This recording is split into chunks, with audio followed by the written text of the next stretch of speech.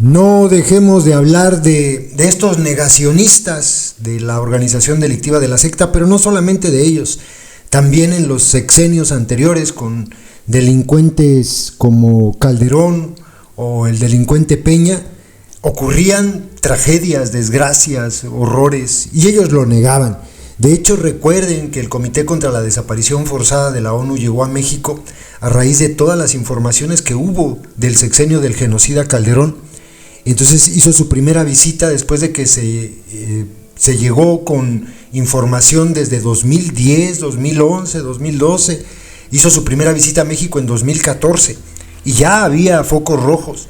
Lo que está ocurriendo ahora pues es todavía más brutal porque esto ha ido escalando. Y respecto a este negacionismo de los políticos miserables que malgobiernan México, Javier Sicilia publicó su columna en Proceso el día 16 y así le puso negacionismo aplicable a todos los cárteles, al PRI, al PAN, a la secta, a todos los que han malgobernado. La palabra, un neologismo de negar, o sea, negacionismo, surgió en la década de los 60 para definir a quienes frente a las evidencias históricas y empíricas negaban y continúan negando el exterminio nazi por razones ideológicas. Décadas después, en la era de las redes sociales y la posverdad, se extendió a todos aquellos que rechazan hechos incontestables como la redondez de la Tierra o la evolución de las especies.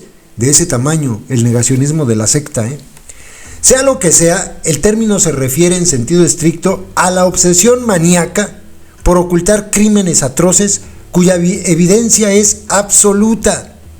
El Estado mexicano ha tenido desde siempre esa manía, pero ella ha adquirido una dimensión cada vez más patológica y perversa desde que Felipe Calderón desató la guerra contra las drogas e instaló al ejército en las calles. A partir de entonces, ya sea bajo la administración panista del propio Calderón, bajo la priista de Enrique Peña Nieto o bajo las morenistas de López y Lady Rebsamen, los crímenes atroces no han dejado de sucederse acompañados de negacionismo.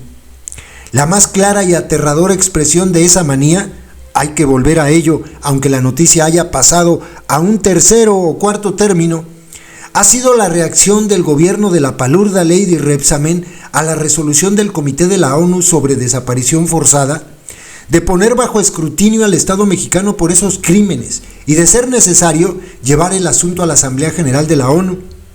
No solo la palurda Sheinbaum, las secretarias de Gobernación, las secretarías más bien de Gobernación, de Relaciones Exteriores y la Cámara del Senado, secundadas por la Comisión Nacional de Derechos Humanos, rechazaron la existencia de la desaparición forzada en México, sino que amenazaron con el despropósito de pedir la destitución del presidente del Comité contra la Desaparición Forzada de la ONU, Olivier Frubiel.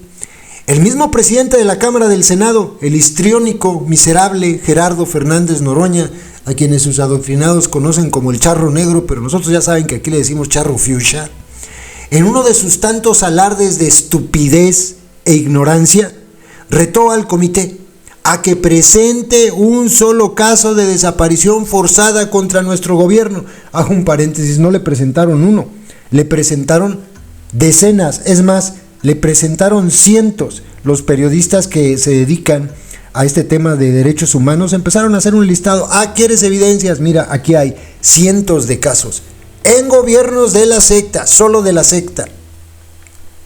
El negacionismo del que la administración de Lady Rebsamen hace alarde no es por lo mismo una simple negación, es por el contrario, de ahí la necesidad del neologismo, un regodeo en la imbecilidad y la ceguera moral, como la de quienes se empeñan todavía en negar la existencia de los campos de exterminio nazi. La resolución del comité no nació de una ocurrencia, no es el producto de una afirmación sin sustento. Está basada tanto en la información fidedigna que a lo largo de más de 14 años, familiares, colectivos de víctimas y organizaciones de la sociedad civil han enviado a dicho organismo, como en las visitas que el propio comité ha hecho a nuestro país. No es tampoco una resolución que señala a los gobiernos de la secta, pero son tan imbéciles que no lo ven así, sino al Estado que, en connivencia con organizaciones delictivas, ha generado a lo largo de casi 20 años crímenes contra la humanidad, de los que la desaparición forzada es uno de ellos. El Estatuto de Roma de la Corte Internacional, del que México forma parte, es muy claro al respecto.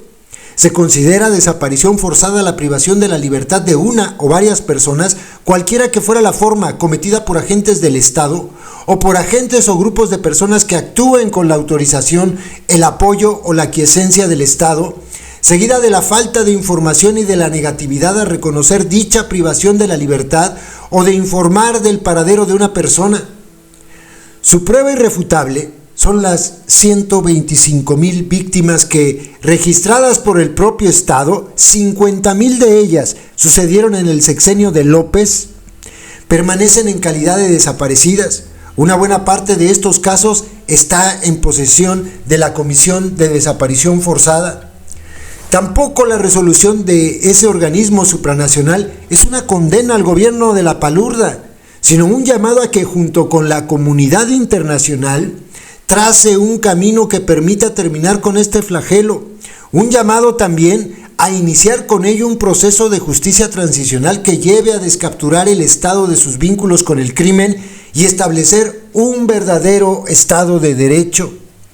Negar que en México hay hasta el momento, sin contar la cifra negra, 125,000 desaparecidos, más de 500,000 asesinados, casi 6,000 fosas clandestinas, semefos desbordados de cadáveres y campos de exterminio. Negar la sistematización de la violencia que cada año cobra más de 40,000 homicidios, miles de desaparecidos, en el último año fueron cerca de 14,000. Negar que diariamente suceden cientos de extorsiones y asaltos a lo largo y ancho del país e intentar por lo mismo mantener una narrativa contraria, sostenida en un sinnúmero de mentiras y de falseamientos de la historia y la realidad del país, es no solo estúpido, sino criminal y suicida. La narrativa ya no se sostiene. La resolución del comité, el respaldo del propio organismo a su director y ante la necedad negacionista, su confirmación de que seguirá adelante, han puesto ante los ojos del mundo la realidad que por casi 20 años los gobiernos han buscado ocultar. El Estado mexicano es un Estado que comete y permite crímenes contra la humanidad y debe acompañarse del apoyo de la comunidad internacional. Desdeñarlo, empeñarse en el negacionismo y mantener las redes de impunidad y complicidad con el crimen hacia allá camina la próxima elección de jueces y magistrados, por cierto, solo hará más larga la agonía de un Estado enfermo de violencia y barbarie, más patético el desprestigio de la mal llamada transformación de Cuarta y más dura y horrible la tragedia humanitaria del país. Y termina Javier Sicilia como termina siempre sus columnas. Además opino que hay que respetar los acuerdos de San Andrés, detener la guerra, liberar a todos los presos políticos, hacer justicia a las víctimas de la violencia, juzgar a gobernadores y funcionarios criminales, esclarecer el asesinato de Samir Flores, la masacre de los Levarón, detener los megaproyectos y devolverle la gobernabilidad a México.